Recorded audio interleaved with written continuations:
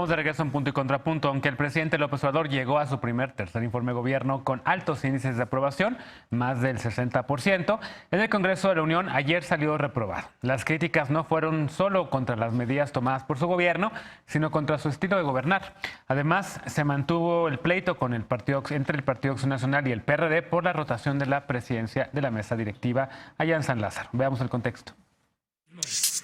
En la respuesta al primer informe de gobierno del presidente López Obrador, legisladores de oposición calificaron los 9 meses de gobierno como disfuncionales y autoritarios. En la apertura del tercer periodo ordinario de sesiones de la 64 legislatura, el presidente de la bancada morenista, Ricardo Monreal, insistió en que el mandatario recibió el país hecho pedazos, mientras que Beatriz Paredes del PRI criticó las decisiones precipitadas que provocaron crisis como falta de medicamentos. Paredes demandó al gobierno federal humildad y congruencia. Una elección, no una revolución. Por el PAN, el diputado Javier Azuara señaló que en México ha muerto la libertad para soñar con un futuro mejor debido a los niveles de violencia e inseguridad que vive el país. Durante la entrega del informe, la secretaria de Gobernación, Olga Sánchez Cordero, señaló que el gobierno ha logrado construir acuerdos y reconoció el acompañamiento del Poder Legislativo, que dijo ha mostrado visión y madurez política. Sin embargo, Azuara y la perredista Verónica Juárez Piña reclamaron la imposición y falta de acuerdo para rotar la presidencia de la mesa directiva del Legislativo. Azuara dijo que el país peligra ante la pérdida de libertades y la intolerancia a la pluralidad y llamó a defender a las instituciones y a la democracia. Juárez, por su parte, acusó a los morenistas de protagonizar imposiciones y legislar a modo. Además, dijo que el gobierno federal calla ante las masacres y no reconoce que vivimos una gran crisis humanitaria que se quiere resolver con la militarización. Para Movimiento Ciudadano, este ha sido un gobierno de retrocesos institucionales con toma de decisiones arbitrarias. A nombre de su bancada, Tonatiu Bravo Padilla criticó las decisiones a mano alzada, señalando que no son un ejercicio de democracia, transparencia ni de libertad. El Partido Verde pidió que la alternancia no signifique un retroceso para México y el senador independiente Emilio Álvarez y Casa señaló que las promesas de cambio se van tornando en anécdotas y que este año se han registrado cerca de 20,000 homicidios. Ricardo Monreal respondió que el gobierno de López Obrador no es una alternancia, sino un cambio de régimen porque las alternancias solo dejaron saqueos. Punto y contrapunto. Bueno, tercer punto de discusión esta noche, y bueno, y sin duda, además de evaluar al gobierno del presidente López Obrador, también toca evaluar a la oposición, que lleva 9 meses, casi 10, dice Eder Quecual, en esa posición. ¿Coincides, Natalia, con el tema, con la declaración del presidente López Obrador de que está moralmente derrotada después de haber escuchado ayer los pronunciamientos?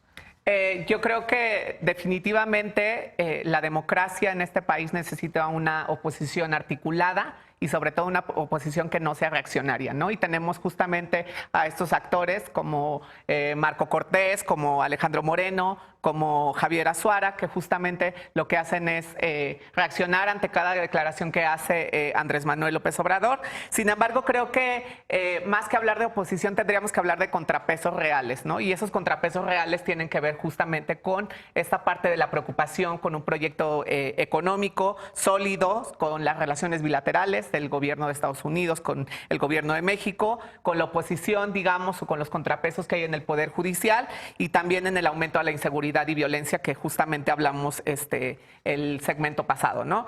Y en ese sentido creo que también tendríamos que hacer un ejercicio de reflexión sobre lo que sucedió afuera de Palacio Nacional, ¿no? Que justamente sobre Paseo de la Reforma se movilizaron ciertas organizaciones de la sociedad civil, entre ellas Futuro 21, Observatorio Ciudadano. Lecona encabezaba esa marcha. Claro, yo iba a totalmente con mi bandera blanca. Entonces, quizás ahí también tendríamos que hacer el ejercicio de reflexión. Creo que hay una oposición desarticulada, hay una oposición reaccionaria y más que una oposición parecen como, digamos, un poco tratar de apagar las llamas con un poquito de saliva, ¿no?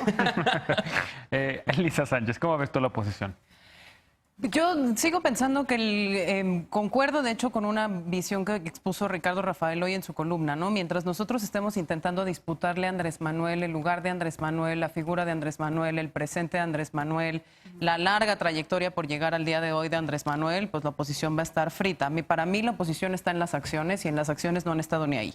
En las acciones han acompañado todo lo que ha dicho Andrés Manuel López Obrador, aunque griten mucho en la tribuna, pero básicamente le han entregado los votos. Sí. No sabemos si porque hay demasiado demasiada cola que les pisen, si porque en realidad los convencieron o por si en realidad están haciendo un cálculo de futuro que después del 21 tiendan a polarizarse y entonces estén intentando pues postergar el momento en el cual ejercerán de oposición. Pero donde más estoy de acuerdo es que no hemos sabido ninguno, creo, significar los mismos conceptos que utiliza Andrés Manuel en una visión narrativa de futuro, prospectiva, constructiva, evocante, emocionante, ¿no? Que logre realmente quitarle el monopolio de la construcción de futuro, porque Andrés Manuel no solo está monopolizando la agenda al día de hoy, está haciendo de la política su lenguaje, sus eslogans, sus apariciones, sino que también es el único que convida una posibilidad de México para los que vienen, ¿no? La inversión en los jóvenes significará menos violencia en el futuro, aunque eso no sea verificable. La soberanía alimentaria nos llevará al desarrollo económico, aunque eso tampoco sea verificable, pero la narrativa la tiene. Entonces, cuando la oposición dice eso no y no ofrece un qué sí, por qué y para qué, es en donde creo que se queda muy corto. Y en el corte hablábamos de una cosa que para mí sí quizás sería una cosa muy interesante. Andrés Manuel no le puedes quitar el sitio de Andrés Manuel, pero adentro de su gobierno hay varios impresentables y adentro de sus gobiernos hay varias contradicciones y adentro de su gobierno hay varias colas que pisar también y creo que por ahí hay una posibilidad realmente de demandar la coherencia de la 4T en este presente para lograr convenir un futuro en donde sí queden desterradas las malas prácticas políticas, las redes de macrocriminalidad, los clientelismos, el beneficio privado, la expropiación de lo público para el beneficio privado, los conflictos de interés, etcétera, etcétera, etcétera. Yo creo que si seguimos empecinados en hacer de Andrés Manuel el derrotero, pues los derrotados terminan siendo los otros. Lecona. Yo estoy muy de acuerdo con el análisis de Lisa, nada más que me cuesta otra vez trabajo, ya lo he dicho aquí, ubicarla a quién es la oposición. O sea, esto que dice Lisa es la carencia de esta inteligencia, de esta forma de hablar a la gente, de la clase política que se dice oposición. O sea, que le urge decirse oposición. No sé, yo creo que van cambiando las cosas. Yo no me siento representado por ninguno de los partidos políticos. No, pero yo creo que ese relato se tiene que construir para lograr esa representación. Pero estoy de acuerdo, nada más que me cuesta cada vez más trabajo, sobre todo cuando la oposición política está tan mermada, tan moralmente derrotada, que es cierto, no hay una falsedad en esa aseveración de Andrés Manuel. Y cómo eso va abonando a veces esa narrativa a que entonces todo el que está en contra del presidente es oposición por una u otra cosa. No hay una cabida para también saber construir qué es lo que está haciendo la sociedad civil. La sociedad civil es oposición, tiene que ser oposición. No lo sé, hablo de la narrativa, o sea, es bien difícil pelear en este momento con esas narrativas. Yo creo que ese es otro de los triunfos de Andrés Manuel, pero nos quiere hacer oposición cuando no somos oposición, su oposición está en las cámaras, su oposición está en las gubernaturas. Por eso, pero el relato lo empezamos a construir, pero es que esto siempre pasa. Si el relato lo empezamos a construir de sociedad civil, de organizaciones, de defensores de derechos humanos, que pueden resignificar los mensajes de Andrés Manuel, que hay gente que le está diciendo, yo no voté por esto, yo nunca pensé que un gobierno de izquierda fuera a hacer un populismo penal como el que se está haciendo, siempre se te termina diciendo, como el PAN, o el PAN y el PRD y MC se terminan trepando a esta ola y se va contaminando la cosa. O sea, nada más hablo del problema en la narrativa, ¿no? Volviendo a la oposición política, pues sí, yo también escuché hoy a todos los presidentes de los nacionales de los partidos y pues, ¿qué te va a decir? O sea, Marco Cortés diciéndole, hoy le decía a Gaby Barquentino en radio, que era un consenso de la opinión pública, esto de la derrota moral de la oposición, y dice, no hombre, pero si nosotros en cada estado de la República que gobierna Acción Nacional estamos trayendo resultados. Yo estoy este fin de semana en Guanajuato. Ya sé que me obsesión porque tengo una parte de mi corazoncito en Guanajuato. Me lleva para allá. Y también en Aguascalientes. En el Callejón del Beso. Pero también estuve en Guanajuato y de hecho en un foro convocado por un partido político para hablar de los problemas de seguridad. El Movimiento Ciudadano nos invitó y si nos invita Morena voy a donde podamos hablar de los pactos de impunidad, de los fiscales carnales y demás. Y el Estado lo tiene descompuesto, el PAN de Diego Sinué, con una crisis de impunidad terrible, con asesinatos con el fiscal carnal que es Amarripa, con un pacto de impunidad que trasciende. Entonces, por acá te están diciendo los partidos políticos en lo nacional que López Obrador y su pacto de impunidad y la inseguridad y la violencia, ¿y ellos qué demonios? Alito, por favor, Alito. Sí, ganaron una elección interna con fraude. Con fraude y siendo un corrupto que también se enriqueció vilmente cuando fue diputado y cuando fue senador. No hay oposición en este país. Y si hay oposición, más bien lo que se tiene que construir como oposición, yo ahorita todavía no alcanzo a ver de dónde va a salir porque no va a salir de la clase política. A ver, Beatriz Paredes es la tercera vez que responde a un informe presidencial. Yo puse un tuit por ahí que lleva décadas en la política mexicana. El primer informe que responde es el de José López Portillo. Luego le toca con Vicente Fox y le vuelve a tocar ahora con López Obrador, casi 40 años después del primer informe en el que ella participó. ¿Pidió coherencia? Sí. No, pues ella ha sido muy coherente, siempre dice lo mismo y apoya a los mismos de siempre, ¿no? Me llama mucho la atención, creo que otra vez Andrés Manuel en su relato, en esto de la derrota moral, da en el clavo para identificar lo que está pasando con esa oposición. Yo creo que valdría la pena hacer una radiografía de los distintos tipos de oposición que hay ahora en México, todas desarticuladas. Pero él siempre las mete en la misma bolsa. Por eso nosotros hay que hacer una radiografía.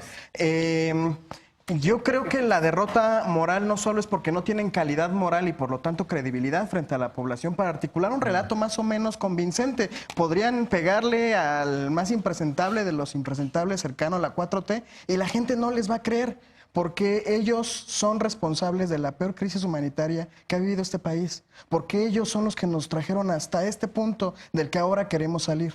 Pero además están derrotados moralmente porque están desmoralizados. Ellos mismos no se creen sus discursos. Los escuchas, los ves cuando están hablando, sobre todo cuando los tienes cerca, y no creen lo que están diciendo. Ellos mismos se burlan de su propio metarrelato, porque es falso, porque es fingido, porque como bien dice Lecona, de pronto están criticando cosas. De pronto están criticando cosas al gobierno federal. Vamos a sacar un segmento específico de que ellos en sus estados pues no están siendo congruentes. En los spots. Pero además, insisto, ellos son quienes no estuvieron en gobierno federal en el sexenio de Calderón, quienes no estuvieron en gobierno federal en el sexenio de Peña Nieto, pero que se aliaron con ellos en su momento y que hasta hoy no se han desmarcado de ellos, que los siguen teniendo ahí cargándolos, son también corresponsables de las 3.024 fosas clandestinas que acaban de encontrar. Se mudaron a Morena también. Pero el Partido Verde pidiendo el gran problema de esta ¿no? oposición, en muy buena medida, es que no se han sabido desmarcar y no les va a creer la gente porque no se han desmarcado y no han asumido el costo político. Aprovechando, y aquí la bronca es que Morena se está aprovechando de eso. Pero, pues, para avanzar una agenda o agendas que nos va a costar muchísimo trabajo revertir. Morena está de los cuales impulsando, la oposición no está sabiendo construir. El presidente López Obrador está impulsando su agenda. La agenda que desde el principio qué triste, dijo, si todo esto es la agenda de López Obrador. Si la prisión preventiva oficiosa, si la Guardia Nacional Militar, si la militarización era todo necesario impulsar una agenda. Yo creo que hay errores, yo creo que hay cosas que todavía no se ven reflejadas, pero Andrés Manuel nos ha salido y va a ser una herencia maldita, va a ser una herencia maldita para esa oposición que en algún momento sí va a tomar el discurso de odio, de violencia de la mano. Pero Eder tiene razón en que la oposición política, en los partidos políticos y en su actuar legislativo y ejecutivo en los niveles estatales y municipales tiene que responsabilizarse de lo que hace. Claro. Y se tiene que responsabilizar no solo de lo que hizo en el pasado, sino de lo que hace en el presente de la mano de Morena. Así es. Porque en muchos lugares están haciendo cerdada y media de la mano de Morena. Ahí está Baja California, exactamente. Entonces, no puedes articular un relato futuro de país para que te crean a ti y no logren las mayorías en el 21 si tú mismo estás metido en el tejemaneje de alargar un mandato gubernamental durante 2 años más de la peor manera más ilegal, ¿no? Cuando en realidad... coherencia. Pues sí. Y diciendo que los gobiernos son de equipos cuando no sabes a qué equipos te refieres, ¿no? Que los equipos y cambian de los Tlacomulco, equipos, por ejemplo. Exacto, y cambian los equipos con una facilidad tremenda, ¿no? Y entonces en una son de este equipo, pero para la otra ya son del otro equipo. Y entonces siguen muy en la lógica de lo electoral y de las prebendas y de mantenerse ellos aferrados a su yo creo que la gran pregunta... Para irnos, ¿veremos posibilidades de articulación de una oposición que sea buena, que sea un el tema contrapeso? Es qué oposición. Estos que se asumen oposición, que son del régimen de partidos, no. Ellos no van a lograrlo. La autodenominada oposición. Quienes podrían hacerlo, yo creo, por ejemplo, y lo dije la otra vez, ¿Sí? la oposición que ha movilizado en las calles con toda la legitimidad y con una agenda real ha sido el movimiento feminista. Ahí hay algo muy interesante que está sucediendo. El movimiento de víctimas. O las familias de víctimas. Ahí es donde, se está generando un proceso muy interesante. Yo creo que aquí se pueden generar agendas. Bien decía Lecona, el problema aquí es que el gran riesgo es que otra vez llegan estos de la clase política a colgarse de esas agendas y se deslegitima todo el proceso. Entonces, ahí es el gran riesgo, pero bueno, ya es pero algo que la que se está aprovechando. A ellos. ver, imagínate un escenario, y es que yo sé que la gente de Morena no lo ve así, pero imagínate un escenario donde Andrés Manuel López Obrador nos falta por cualquier razón al tercer o cuarto año. O sea, la ausencia de eso y lo que dejaron de herencia. La guardia, toco madera, por supuesto, nadie quiere que pase eso.